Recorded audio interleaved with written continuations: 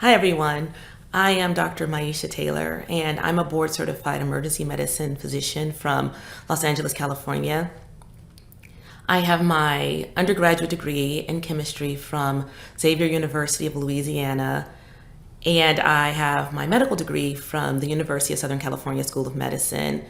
I completed my residency in emergency medicine at Los Angeles County King Drew Medical Center.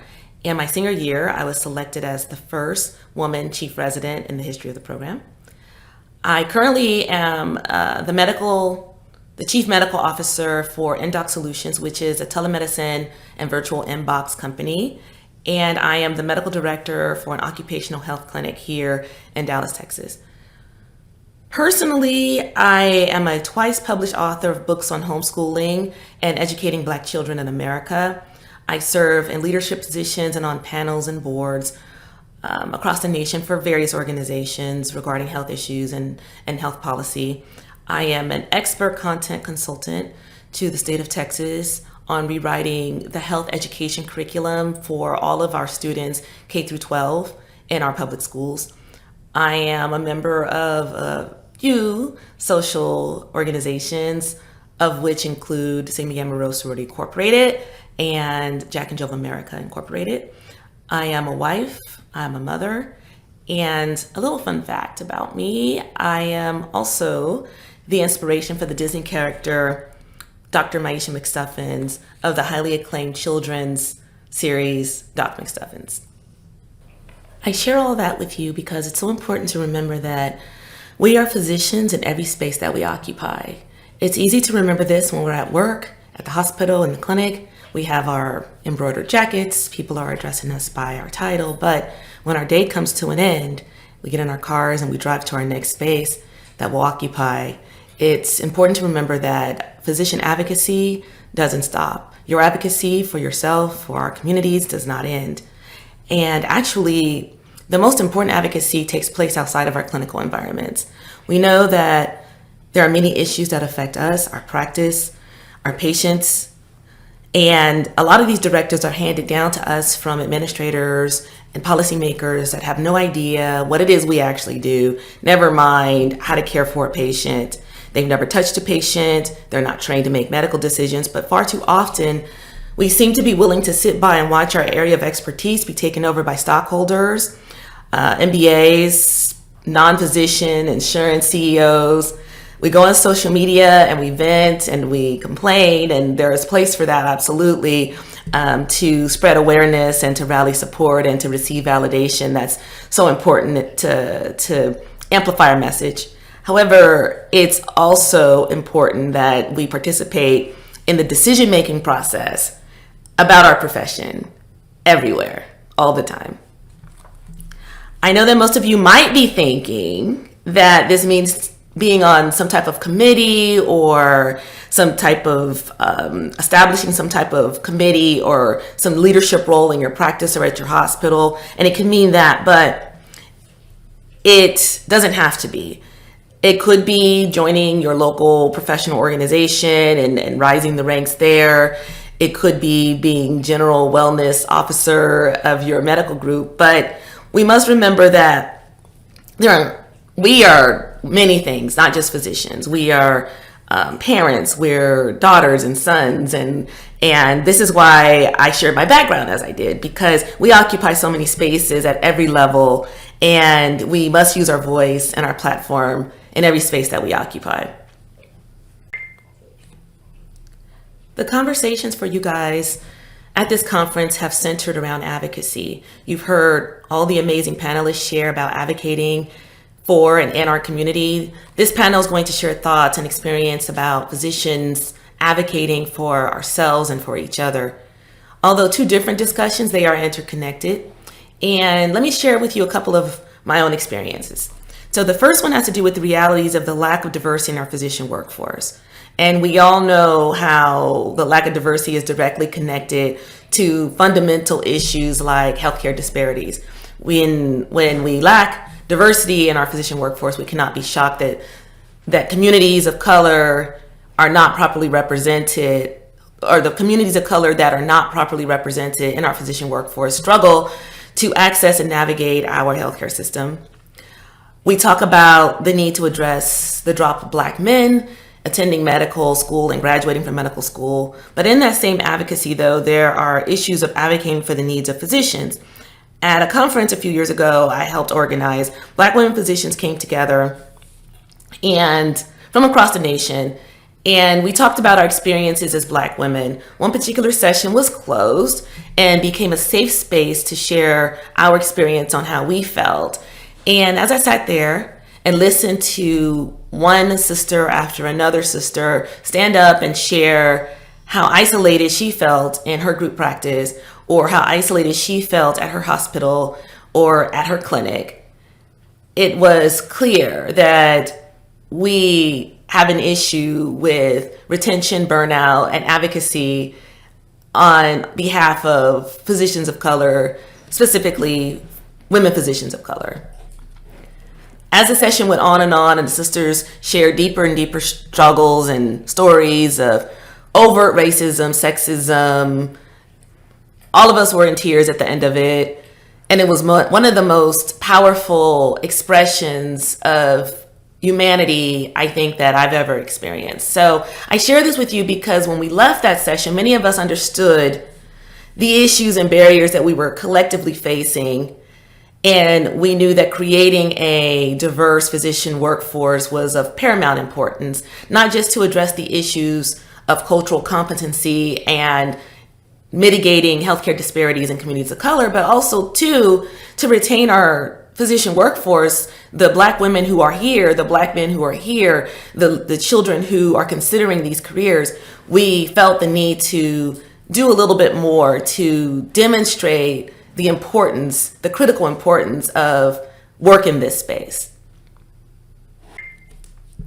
This conference would actually lead to a few publications. One was an op-ed in U.S. News and World Report on the need to add another M for medicine to STEM.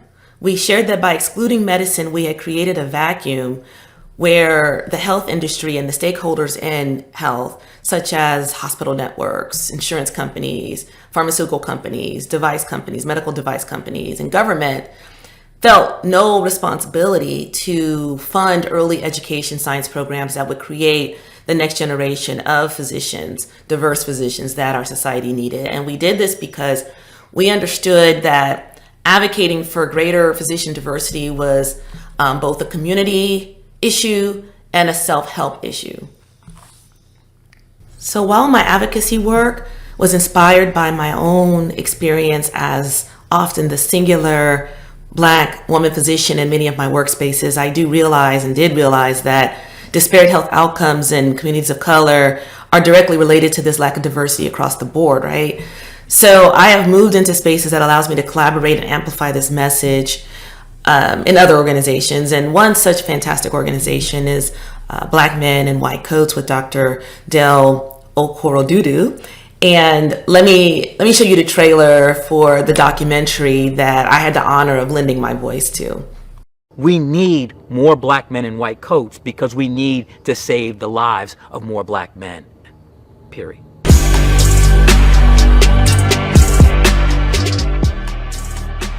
There were fewer Black men applying to medical school in 2014 than in 1978. There are several medical schools that do not have any Black men in their classrooms. When that is the case, and we're in a learning environment, there's going to be different conclusions made about how to care for people if there are not diverse people around the table. You need to care about your fellow man and woman, otherwise we all suffer. So the reason why white people, white women should care about diversifying the physician workforce, which includes Black men, is because it makes it better for all of us. Historically, the system wasn't designed for Black men to succeed. My mom, on and off drugs, in and out of jail my whole life, and becoming an orthopedic spine surgeon, if I can do it and come from that environment and everything that I went through, I think you can also. There are little Black boys out there who see me on TV, who see me in this role, and who may not have ever thought that they could be a doctor, much less Surgeon General, who when they see that, all of a sudden think, I can do that too. We're approaching this as though it's a problem versus realizing that we have a crisis on our hands. What's the impact if this problem doesn't change? Black people are gonna continue dying. Yeah, ain't no time for stressing, I've been really stepping. Ooh, ooh. Yeah, if you wanna go get it, stop playing around. Really got on racks, ain't playing around. Wanna go get it, stop playing around. Really got on racks, ain't playing around. Black men, white coat, shit, we up right now, yeah. You gotta set you a goal, you gotta accomplish your goal. So you can see how he is advocating for diversity in medicine, which helps us in our workspaces, but also helps our patients in a relatively non-traditional space for physicians by way of the documentary.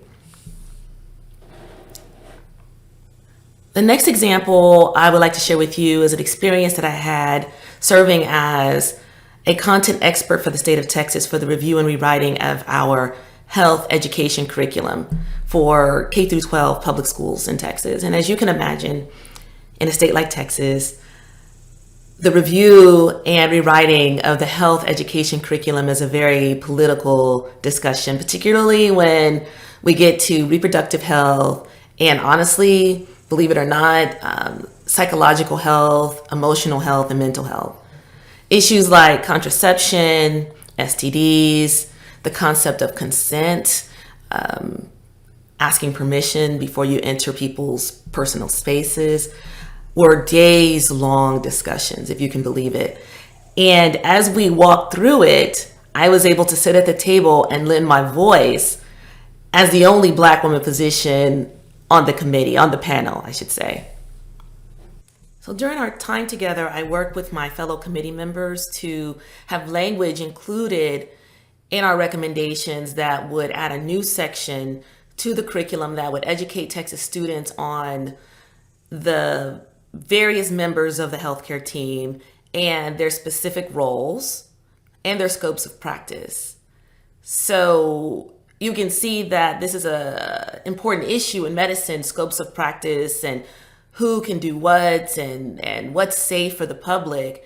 And of course, there's spaces and policy advocacy at the state level, the government, the federal level to engage. But here I'm able to do it by injecting this important information into the curriculum so that as students learn this in school, coming up through our school system in Texas, it's something that's familiar and accurate and makes sense and they're used to it. So this is a way to advocate for scope of practice creep or the different roles on the healthcare team, educating the students about the different options of careers. It's not just doctor and nurse.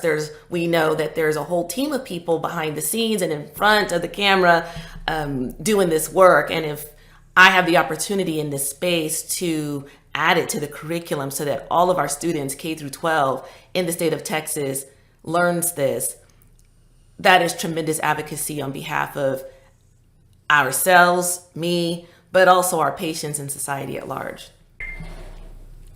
The final example I will share with you is how even a relatively small number of physicians standing together can have a huge impact on our world, especially when advocacy is combined with pop culture or prominent imagery on television. So let's talk about Doc McStuffins. I can remember when the cartoon first premiered on Disney Junior, I think it was in 2012. I had a 4-year-old at the time, and I was very excited to sit with her and watch this new show because, for obvious reasons, the lead character is an intellectual professional. She is brown. She is aspiring to be a physician like her physician mom, and I was intrigued.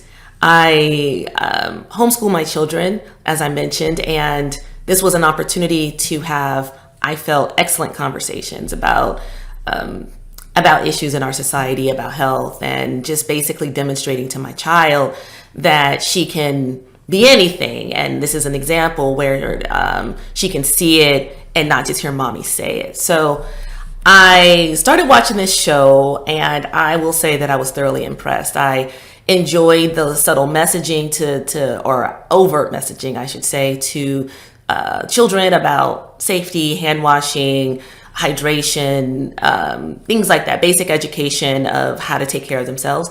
But I also enjoyed that Doc actually doesn't have to be a Black girl. She's just a child in America who happens to be Black. So that was something that I really enjoyed, that the character could transcend race.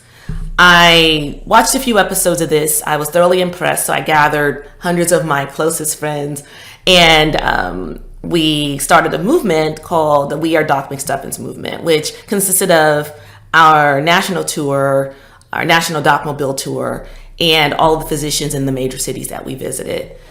Thousands of parents brought their children to our tour stops. In Times Square, parents waited hours with their children.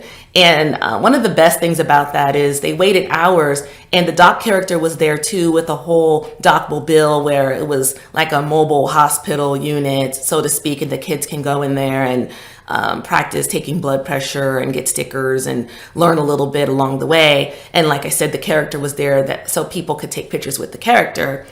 But the parents waited hours to see the real Doc McStuffinses, right? The real women who were real doctors who were there. We were there engaging the children, and the children wanted to take pictures with us. The cartoon is cute, but the parents would say, I didn't bring my child to Times Square and wait in line for 2 or 3 hours so they can visit a cartoon character. We actually brought our children so that they could see you.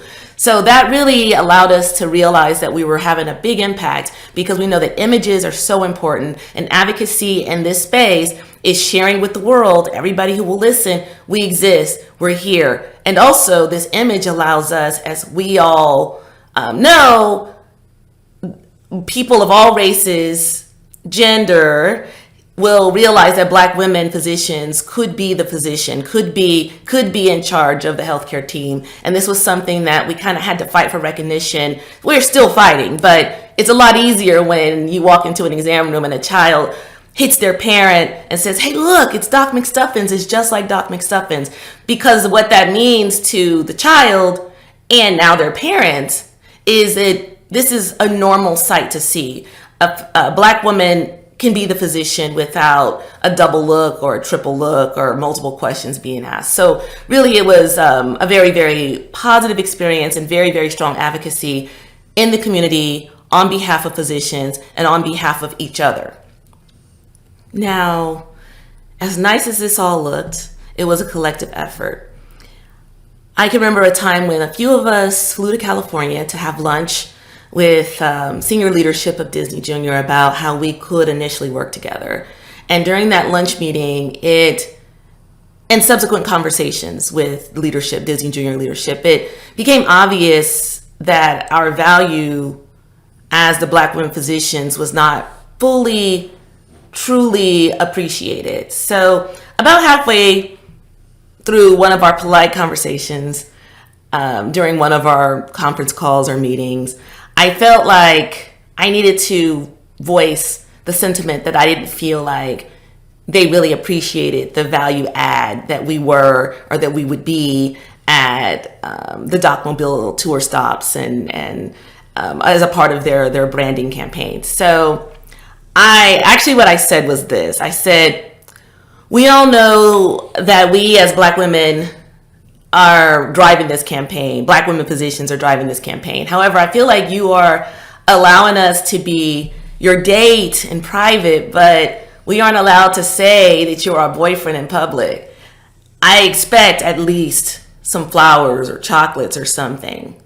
I mean, what are you going to give us? I mean, we are a valuable part of this whole campaign. So there was silence, as you can imagine. But I think they got it, because after the silence, they said, yeah, we understand what you're saying. Let me go back and talk to our people and see what we can do. And later, a week or two passed, and they gave us tens of thousands of dollars in funding so that we could have our conference and so that we can work in our communities as physicians, as women physicians of color. So imagine, though, if I decided to stay quiet in those conversations, or worse, I didn't have a seat at the table or didn't take my place at the table. We would have missed out on this tremendous resource. So all the examples that I've shared with you are not overtly traditional spaces that we think to advocate in, but they're spaces that we move in. They're spaces that we live in as parents, like I said, you know, as pet owners, as community members, and as aunties and uncles and daughters and sons, and as consumers of pop culture even.